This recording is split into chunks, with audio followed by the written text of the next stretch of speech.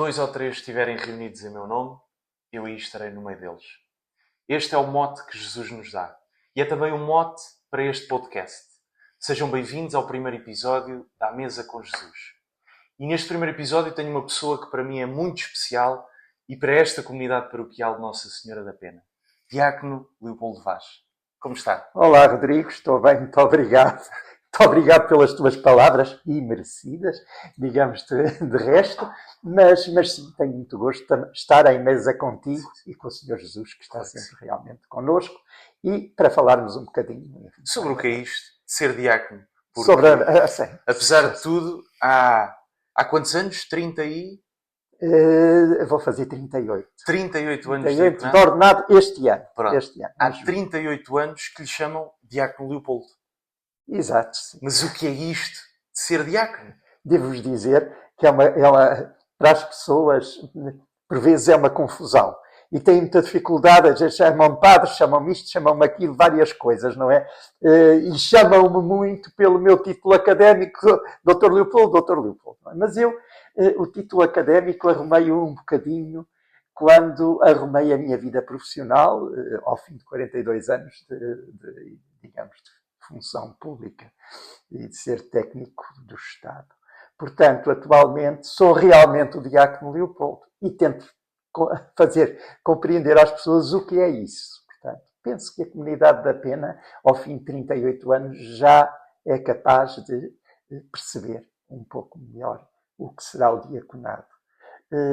Não admira esta incultura, digamos, chamemos-lhe assim, do povo de Deus relativamente ao diaconado, porque o diaconado só foi restaurado de uma forma permanente, não quer dizer que tivesse deixado de haver diáconos, porque não deixou, não é? Mas só foi restaurado de uma forma permanente pelo Concílio Vaticano II. E no pós-concílio houve algum tempo, enfim, para preparar tudo para as próprias igrejas locais, portanto, fazerem o seu trabalho e começarem a perceber, enfim, se iam já abrir ao Ministério Diaconal, portanto, as respectivas dioceses, se não, ainda há dioceses hoje que não têm diáconos no mundo. E não são tão poucas assim. Portanto, efetivamente, há digamos, todo um trabalho a fazer de reflexão, enfim, sobre o que é o diaconado. E se me perguntas o que é o diaconado, fundamentalmente é um ministério na Igreja, sem dúvida nenhuma. Portanto, e é um ministério ordenado, isto é, passa pelo sacramento da ordem. É um dos graus, o primeiro grau do sacramento da ordem. E os que são vocacionados, chamados por Deus para exercer este ministério no seio do povo de Deus, pois, naturalmente, o que é que eles são realmente? Pronto. Eles fundamentalmente são ministros. E a palavra ministro quer dizer servidor. Portanto, o diácono é ordenado para o serviço. E, naturalmente, se é ordenado, tem uma identificação com Cristo, Cristo enquanto servo, não é? Eu vim para servir e não para ser servido. Disse o Senhor, anunciou-se. Portanto, ele em si prefigura, portanto, a figura do servo de Javé que se foi, portanto, anunciando no Antigo Testamento, particularmente a partir do profeta Isaías, do Deutero-Isaías, não é? O servo de Javé. Portanto, Jesus realmente veio como servo do Pai. Para quê? Precisamente para anunciar a salvação. Portanto, para estabelecer com a humanidade uma nova aliança, visto que a antiga aliança se tinha corrompido, de certa forma. E, portanto, é isso que está em causa no diaconato. Portanto, o diácono é chamado a ter uma identificação com Cristo Jesus na sua dimensão de serviço. O Evangelho de São João descreve-o muito bem do lava-pés. Assim como eu vos fiz, fazei vós também. E, portanto, o diácono está precisamente para isso. Serviço. Para servir o povo de Deus em tudo o que é necessário. Naturalmente, nas várias dimensões, portanto, na dimensão da caridade, e ela, enfim, São Paulo diz que quanto terminada a caridade é que fica, porque a caridade é o amor. Portanto, é o amor que se vive no seio da Trindade que nos é comunicado por Senhor Jesus Cristo e em que nós estamos inseridos através do nosso, naturalmente, no nosso batismo em Cristo.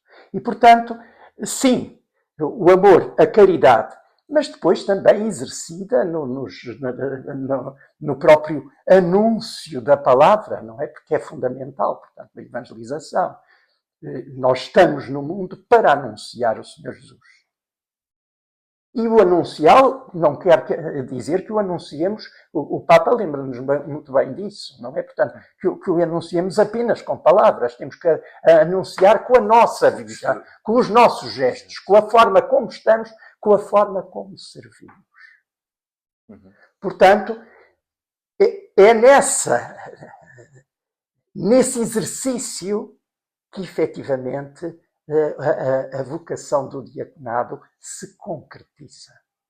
Uma vocação de serviço, e tendo o serviço naturalmente da caridade, o serviço da palavra, portanto do anúncio, da evangelização, da missão, e o serviço litúrgico também.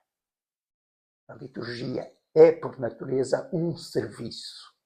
Portanto, a própria palavra o diz, não é? Portanto, um serviço. E, portanto, o diácono tem aí também o seu papel. E, portanto, nestas três dimensões, portanto, da evangelização, evangelização palavra, naturalmente, na parte litúrgica e na caridade, portanto, no serviço concreto aos irmãos, portanto, que se exerce a diaconia na Igreja. Então vamos por partes. A questão litúrgica.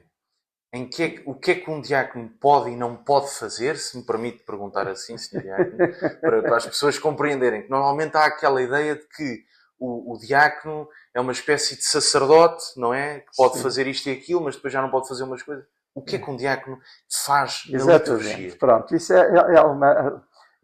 Sabes, é uma dimensão interessante e para mim é particularmente importante. Porquê? Porque na minha fase de discernimento, precisamente eu tive muitas dificuldades. Tive muitas dificuldades e digo que demorei tempo a amadurecer esse chamamento. O chamamento, o convite, tinha-me sido feito, e bem, da situação normal, pelo meu pai. Por isso, simplesmente que me conhecia a comunidade que tinha e pensou, este homem pode identificar-se com esta figura. Portanto, pode ser. E convidou-me para isso. E eu que nunca tinha pensado, para te ser franco, em ser diácono, mas nunca sabia o que era o diaconato, portanto eu tinha trabalhado bastante os documentos conciliares, particularmente a Lumen Gentium, a Sacrosanto Concílio, e portanto sabia naturalmente que o diaconato tinha sido restaurado, sabia isso tudo, mas estava a milhas de alguma vez vir a ser diácono. Francamente, para ser muito franco, estava a milhas. E efetivamente, quando o assunto me foi posto, eu assumi-o como uma interpelação do próprio Deus, da qual o padre Pietra, que era o meu padre, tinha sido um instrumento. para me fazer chegar uma mensagem. E fui pensar seriamente nessa mensagem. E tive algumas dificuldades.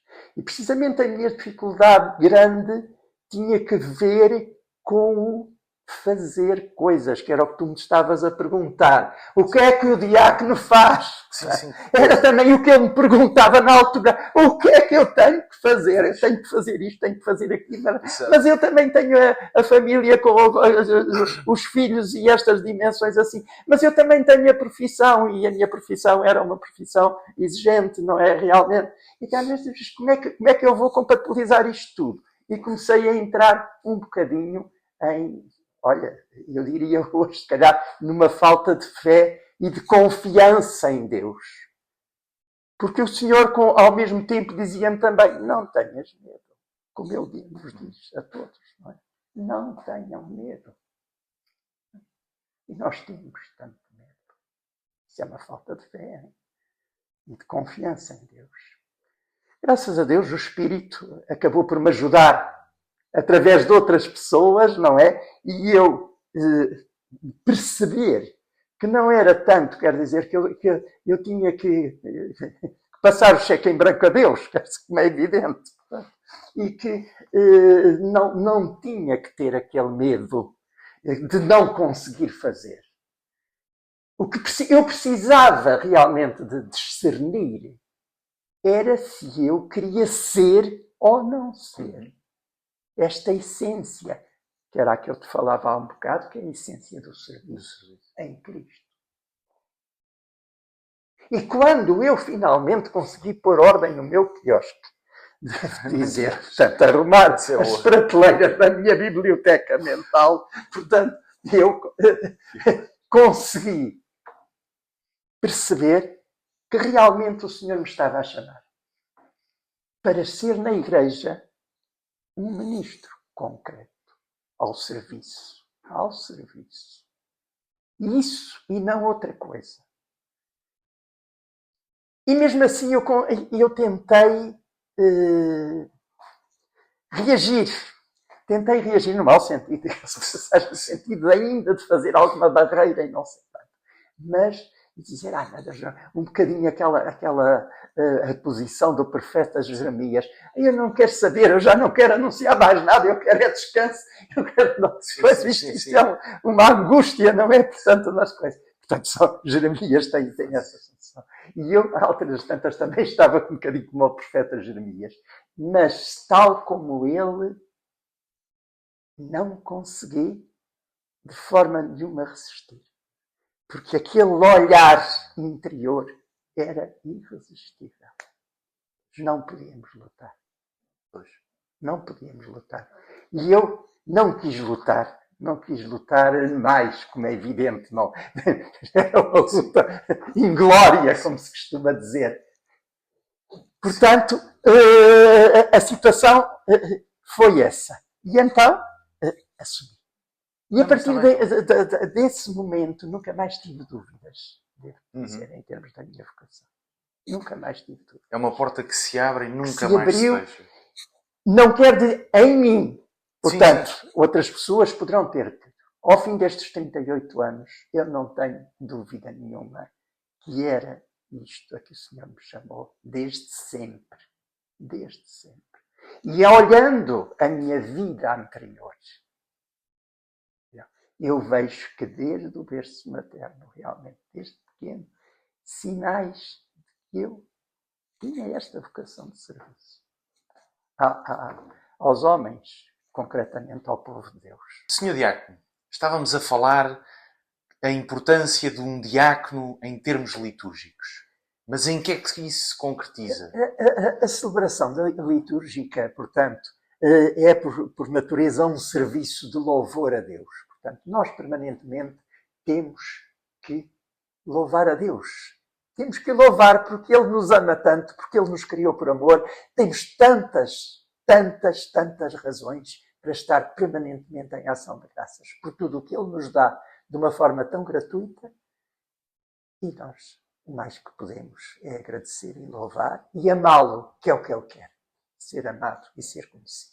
Ora bem, Naturalmente que a celebração litúrgica, portanto, nas diversas liturgias, não é? Não estamos só a falar na celebração eucarística. Durante um tempo, portanto, quando se falava em celebração litúrgica, era fundamentalmente sobre a Eucaristia que se falava. Mas temos que perceber que na celebração litúrgica, para lá da Eucaristia, e ela é o cume, portanto, é o centro de tudo, de onde tudo converge, para onde tudo converge e de onde tudo emana, não é assim? Pronto. Mas temos os outros sacramentos, portanto, temos a liturgia das horas, sacramental, portanto, tudo isso é a liturgia. Ora bem, o diácono, como ministro e como ministro ordenado, tem o seu lugar na Assembleia Litúrgica. E esse lugar deve ser exercido, desde que o diácono esteja, como é evidente. Portanto, muitas vezes não há, sabemos, na celebração litúrgica e eucarística, por exemplo, não está diácono nenhum, portanto, está o presidente e está o povo de Deus, não é? Portanto, quando está, porque às vezes também está muito pouco o povo de Deus. Mas vamos a ver, mas na figura do presidente, do sacerdote que oferece a Deus a ação de graças, a grande ação de graças, está toda a Igreja sempre. Não se pode esquecer disso. Ora bem, então o diácono, se queres focar mais na parte da Eucaristia, naturalmente, o diácono na Eucaristia, que é presidida por um sacerdote, seja ele bispo ou presbítero, não é? Portanto, um sacerdote, portanto, exerce o seu ministério ordenado. E, desde logo, ele exerce-o na própria, e ele está muito patente, na própria proclamação da palavra de Deus. Porque o diácono, na sua ordenação, portanto, o rito da ordenação é um rito, são sempre qualquer, riquíssimo. Porquê? Porque se as pessoas estiverem muito atentas, está lá tudo. Nas orações, nos gestos do bispo ordenante, portanto, que fazem parte do rito, não é? Da ordenação, está tudo dito. Está tudo dito.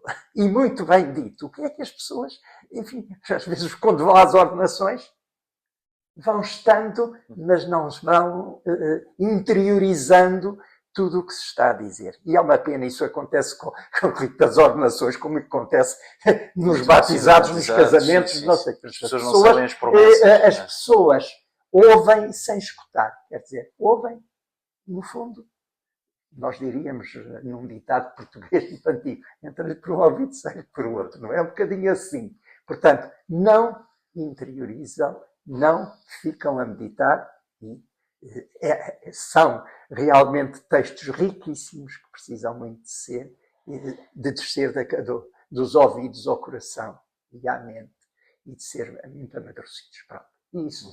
Mas no rito da ordenação, como eu digo, a ordenação, portanto, é conferida mediante a imposição das mãos do bispo e uma oração consacratória,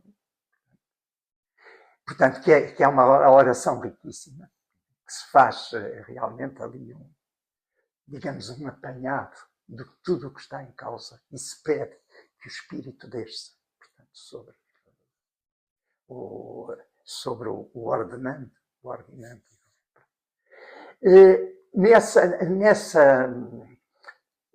Nessa oração em que se faz realmente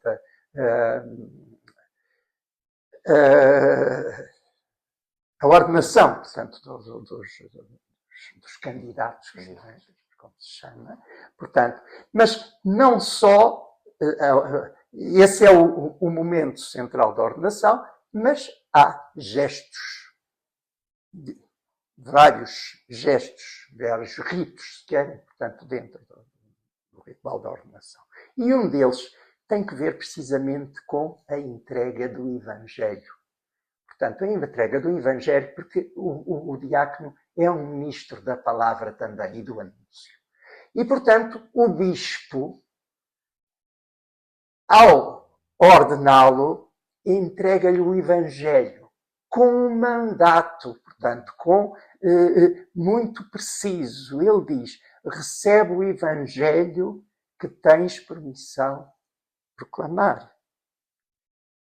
E diz-lhe mais, diz, crê no que lês.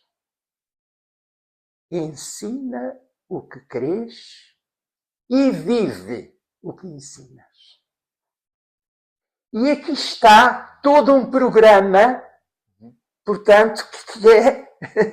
Isso é um compêndio, não é? Exatamente. Sobre realmente o ministério da palavra, que também é conferido ao diácono. Daí que depois, quando celebramos a Eucaristia, geralmente seja o diácono, se ele está presente, que proclama o Evangelho. Portanto, está a exercer o mandato para que o bispo ordenou. Não é? Portanto, está claro. Pronto. E depois tem outros, para lá da proclamação do Evangelho, portanto, tem outros gestos de serviço, portanto, de ministro e de ministro ordenado, enfim, ao longo da preparação do altar, portanto, no serviço do cálice, não é? Portanto, no final da grande ação de graças, que é a anáfora, que o sacerdote oferece em nome de todos e em que todos nos associamos com o Amém final, portanto, mas o diácono está lá, na elevação do cálice, não é? Como ministro que é. Também elevando, não é? Portanto, também elevando, com certeza que sim. Mas assumindo naquele Amém, portanto, tudo aquilo que foi dito. E acompanhou, portanto, toda a ação, como todo o povo de Deus, diga-se de passagem. Portanto, o diácono, em primeiro lugar, como o próprio sacerdote é um batizado. Portanto, isso é muito importante. O povo de Deus é um povo, ele próprio, é um povo sacerdotal, é um povo de reis, é um povo de sacerdotes, é um povo de profetas. Porquê? Porque estamos inseridos no verdadeiro rei, no verdadeiro sacerdote e no verdadeiro profeta, que é o Senhor Jesus Cristo. Todos temos Nós esquecemos muitas vezes, quer dizer, desativamos o nosso batismo, em resumo. Quer dizer, mesmo mentalmente. Ele aconteceu, não estamos. Aconteceu, ficou lá, não, ele é uma coisa presente, permanente, que tem que estar permanentemente nas nossas vidas e nós temos que estar atuando permanentemente. Como? Batizados. Como inseridos no Senhor Jesus. E, portanto, enfim, toda a missão do diácono na parte litúrgica, dentro realmente do que compete à sua ordem. Fazendo aquilo que lhe compete e só o que lhe compete.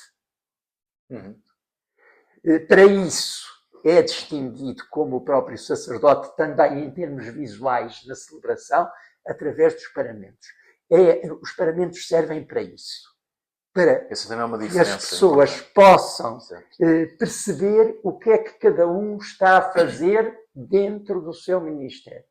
O sacerdote está paramentado com a sua estola pendente do pescoço e com a sua casula, não é? Portanto, o vestimento do sacerdote, e o diácono está com a sua estola apanhada, porque é um servidor, e o servidor precisa é como se estivesse com um avental, precisa de se baixar, precisa de fazer o que é necessário fazer, de lavar os pés. Portanto, sim, o Senhor Jesus, simbolicamente, simbolicamente, de lavar os pés. Exatamente. A todos, não é? De estar nessa atitude de humildade, portanto, de abaixamento, e para isso tem esse sinal. A nossa estola está presa ao lado. Pronto, e depois a dalmática, isso é uma reminiscência também dos fatos romanos, não é? Portanto, da Dalmácia, que é muito bonita, diga-se. Pronto, Pronto. é um parêntese. Sim. Portanto, e lá está, quer dizer, na Eucaristia fundamentalmente temos essa função. Devo dizer que na Eucaristia, nas celebrações orientais, até este papel de serviço e de comunicação da própria celebração, celebrativa, dos ministros que estão a celebrar e do povo, sai muito mais valorizado, ou mais visualmente patente.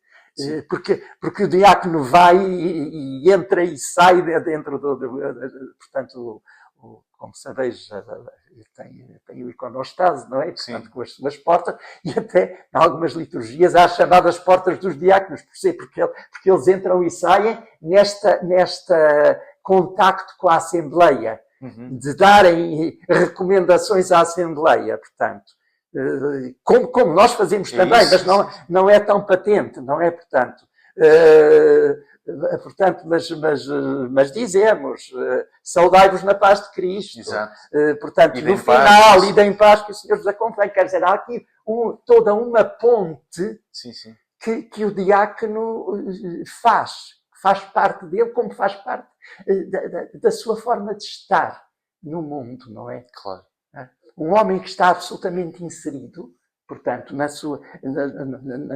vida profissional, na vida familiar, portanto, inserido no mundo e que, de certa maneira, faz um pouco esta ponte entre a própria hierarquia da Igreja e a comunidade paroquial e o povo de Deus. Sim, muito bem. Sim. Então, e Sr. Diácono, agora mudando um bocadinho o tema, mas sendo sempre o mesmo linha de pensamento, qual é, apesar de eu saber a resposta, qual é o seu santo preferido? Bem, eu tenho vários santos preferidos. Sim. Mas eu sei que há um específico. Pronto.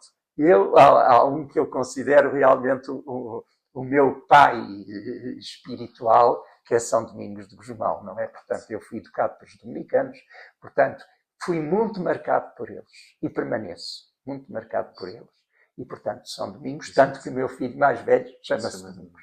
Portanto, porque tenho uma admiração muito grande pelo nosso pai São Domingos. E a pergunta vai mesmo aí. Em que medida é que os dominicanos o influenciaram na sua vida cristã, não é? Nesta sua caminhada? Vamos a ver. Eu, naturalmente, sou filho de uma família católica, mas tradicional católica, mas e os meus pais, enfim, na medida do possível, foram-me inserindo desde pequenino na oração, foram-me pondo na catequese, e puseram-me numa escola católica, portanto, isso já de si. E essa atuação, para lá da oração que se poderia fazer em família, foi particularmente importante, porque eu que era muito ávido do espiritual, desde pequenino, eu perguntava porquê. Porquê é que está aquela coisa escrita por cima na cruz, por cima da cabeça do Cristo? Porquê é que não sei o que quer dizer? Eu era muito atento exato. E, portanto, perguntava, estou a falar eu com 5, 6 anos. De maneira que o que é que a ordem dominicana me deu? Deu-me tudo, quer dizer, deu uma formação. Portanto, numa altura muito importante da minha vida, não é? Despertou-me para o serviço. Portanto, eu era acólito, portanto, no colégio, não é? Portanto, ajudava no serviço da sacristia, inclusivamente no meu colégio, uma pequenina sacristia. Portanto, e efetivamente, pronto, inseriram-me realmente, enfim, no cristão que tento ser, não é? Adulto que tento ser. E, portanto, tenho essa grande dívida de gratidão para com eles, para o pai São Domingos, com certeza que sim. Portanto, gosto muito dele. Agora, a nível do diaconado, como sabeis, o padroeiro dos diáconos, vamos celebrar lá amanhã, portanto, é São Vicente. E São Vicente Portanto, é um diácono peninsular. Peninsular, que o corpo veio parar a Portugal, como veio parar a outros sítios. Quer dizer, Lisboa não é a única cidade que reivindica relíquias de São Vicente. Não vamos entrar por aí. Podemos entrar, isso pode ser uma outra conversa e não vamos. Portanto, mas é o nosso padroeiro, é o padroeiro do Colégio Diaconal da Diocese de Lisboa, tudo isso, e portanto é um homem que foi muito diácono. Foi muito diácono. Mas realmente o meu diácono padroeiro não é São Vicente, é São Lourenço. Eu mesmo, quando me ordenei, 3 semanas depois, estava no túmulo de São Lourenço, em São Lourenço, em Verano, em Roma, precisamente, porque São Lourenço também é peninsular. Também é peninsular, depois foi para Roma, e foi um homem que realmente se assumiu muito, realmente no seu dia. Ele só não foi, porque sabeis a história de São Lourenço, não é? Portanto, ele era diácono do Papa São Sisto. O que aconteceu foi que na perseguição, um tempo grande de perseguição, e perseguição direcionada precisamente aos ministros da Igreja e tudo isso, eles foram apanhados a celebrar num cemitério, na catacumba. E o que acontece é que o Papa e 4 dos diáconos, parece-me que foram 4, foram logo torturados e assassinados.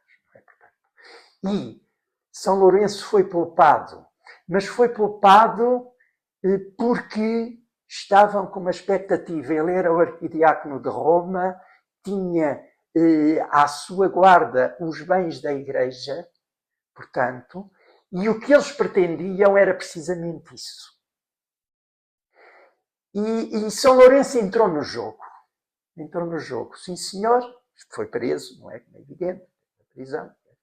Foi recebendo até os dias de prisão e pediu um prazo. E ao fim desse prazo, quando as autoridades romanas julgavam, o imperador julgava que iam finalmente deitar a mão do que a Igreja possuía, era uma igreja muito pobre nessa altura também, porque estávamos em tempo de perseguição, a igreja não estava.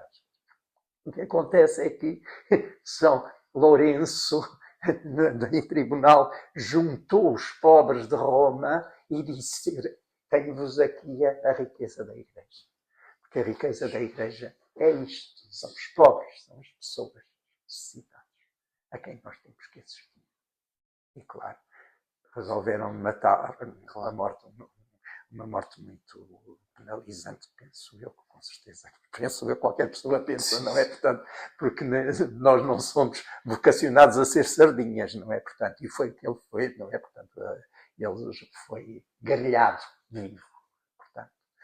Portanto, São Lourenço é o meu padroeiro enquanto diácono, sim, de coração. Portanto, e o de São Vicente, sim, é padroeiro do Colégio de Lisboa. E São Domingos, pronto, é pessoal. Muito bem. Então agora, Sr. Diácono, para acabar, tenho aqui, queria só que deixasse um apelo a quem nos vê lá em casa e que também já tenha pensado, por exemplo, em ser diácono, ou já tenha recebido também um convite, ou até dizer que se ainda não pensaram, deveriam pensar. Uma coisa pequenina. Pronto, o que eu digo às pessoas, genericamente, naturalmente, e quando estou a falar genericamente, é mesmo genericamente, portanto, ao povo de Deus, é para estarem de uma forma mais atenta na vida. na vida e na sua vida cristã também, estarem mais atentos, porque Deus realmente manifesta-se nas nossas vidas, em todas elas.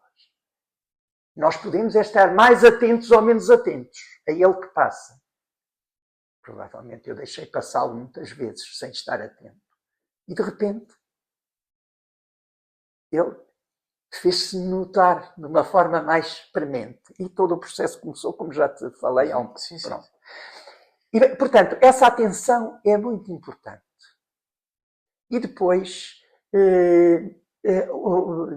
relativamente à vocação concreta, isto para qualquer vocação, Sim. é evidente, mas relativamente ao diaconado em si, como eu disse, recordo outra vez, é uma vocação de serviço, uma inserção em Cristo serve.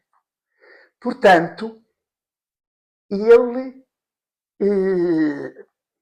existe e é necessário, precisamente os ministros, os diáconos são necessários para esse serviço. Portanto, é preciso estarmos atentos ao serviço. E isto, para já, implica muito a própria hierarquia da Igreja, portanto. Porque os presbíteros, enquanto presidentes das comunidades, portanto, têm esse discernimento porque têm a graça do sacramento da ordem, portanto. Nós acreditamos que eles têm uma assistência especial do Espírito também para o discernimento das vocações. Foi o meu caso, não fui eu que me discerni, foi o meu prior que discerniu, que chegou à conclusão que a comunidade da Pena precisava de um servo e que eu poderia ser esse servo. Estão a ver, há aqui o reconhecimento de uma coisa que é necessária e depois quem é que a pode fazer. Exatamente como aconteceu na Igreja Primitiva. Portanto, os apóstolos foram confrontados com um pedido da comunidade. Olhem que as nossas viúvas não estão a ser atendidas. Sabemos, não é? Porque houve esse problema. Portanto, ali um confronto entre as comunidades helenísticas e os judeus. E tal, a coisa não estava a correr bem. Quer dizer, estava a haver problemas por causa do serviço. Então, os apóstolos reuniram-se, rezaram, discerniram e disseram, nós temos que arranjar aqui uma solução. E a solução que encontraram foi, portanto, o Espírito e eles, não é? Portanto, ordenarem 7 homens de boa vontade, não sei o quê, não sei que história, mas que correspondiam a esse perfil. Pronto, e assim foi. No meu caso concreto, prior da Pena da Altura, Padre Pietra, o bispo disse-lhe, olhe, a Diocese de Lisboa vai abrir o diaconado permanente, de acordo com o concílio. Estávamos uns anos já depois do concílio, não é? Pronto. E também foram 7 por Lisboa. Sim, mas isso foi, o cardeal Ribeiro fez sempre uma grande questão de que os experimentos fossem 7, precisamente para... e o senhor diácono estava nesses 7. E eu estava nesses 7. Portanto, e atualmente ainda estamos com a graça de Deus. Os outros espero que estejam na presença do Pai, com a graça de Deus. Que sim. Pronto. O que acontece é que, pronto, o Padre Pietra fez o seu discernimento, não é? O espírito depois. Portanto, comunidade da Pena, sim senhora, a minha comunidade até justifica se calhar ter aqui um diácono e tal. Quem é que pode ser? Ele próprio me disse, eu disse logo da reunião, eu estou a ver uma pessoa, só que não vou avançar o nome sem lhe falar. E depois teve que esperar um bocado, porque, como vocês sabem, eu já expliquei, tive ali algumas hesitações. Mas pronto, hesitações que se desvaneceram completamente. Hoje eu olho e digo, pronto, foi isto que o Senhor me chamou e não poderia ser outra coisa. Claro. Mas também não podia resistir a deixar de o ser. Aqui está, com todas as limitações